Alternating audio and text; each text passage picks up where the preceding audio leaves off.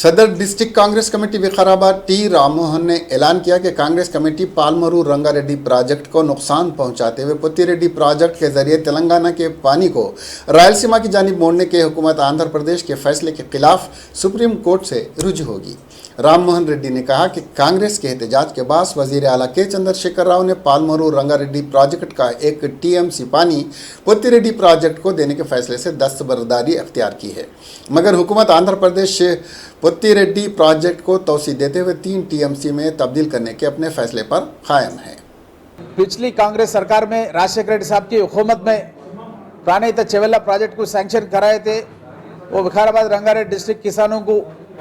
खेतियों के वास्ते पानी देने के वास्ते, और किरण कुमार रेड्डी साहब की हुकूमत में पालमरू रंगारेड्डी प्रोजेक्ट को भी सैंक्शन कराए थे। अभी केसीआर चीफ मिनिस्टर साहब जो है ना, हमारे विकाराबाद डिस्ट्रिक्ट को, रंगारेड्डी डिस्ट्रिक्ट को जो किसानों को देने का पानी है वो कैंसिल कर दिए है, और उसको जो है ना 2 टीएमसी हर एक दिन निकालने का था, उसको 1 टीएमसी निकालने के वास्ते एक ऑर्डर निकाले। हम उसके वास्ते जो है ना हड़ताल करे, मीटिंगा रखे, धरना रखे, अरेस्ट हुए कांग्रेस पार्टी की तरफ से। कल हम यहाँ पे गांधी भवन में प्रेस मीट रखने के बाद सीएम जो है ना वापस ले लिया, जो 2 टीएमसी देने का है वो 2 टीएमसी देंगे बोल के भी स्टेटमेंट दिए। हम इसके ऊपर कांग्रेस पार्टी की तरफ से सुप्रीम कोर्ट में जो है ना केस डाल रहे। आंध्र प्रदेश सरकार जो है ना वो जीवो को विड्रॉ करना, जो पोतिरेड्डी पार्टी के पास